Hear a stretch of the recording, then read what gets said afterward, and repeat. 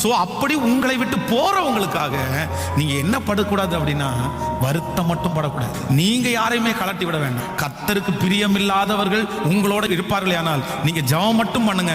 அவங்க உங்களோட இருக்க முடியாது, அவங்க உங்களோட இருக்கவும் மாட்டாங்க. அவங்களே அவங்க உங்களை விட்டுட்டு சமாதானமா அவங்க வெளியே போயிடுவாங்க. அதான் நான் 3 காரியத்தை எப்பவும் சொல்லுவேன். 1, யார் வேணாலும் உங்க மேல பொறாமப்படுவாங்க. நம்பர் 2, யார் வேண்டும் என்றாலும் மாறுவார்கள். நீங்க மலையை போல நம்பி இருக்கிறவங்க கூட மாறுவாங்க.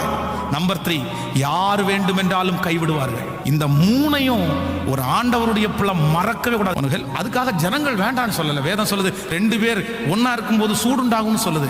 ஒருவன் விழுந்தால் ஒருத்தன் தூக்கி விடுவான். நம்ம சகோதர ஐக்கியத்தை குறித்து சொல்ல வரல, ஆனா அவங்களையே சார்ந்து அவங்களையே டிபெண்ட் பண்ணி எந்திரிச்சாலும் தூங்கினாலும் அவங்க பேரை உச்சரிச்சு ஐயோ அவங்க எல்லாம் நான் வாழ முடியாது, ஐயோ அவங்க இல்லாம நான் எப்படி செய்வேன்?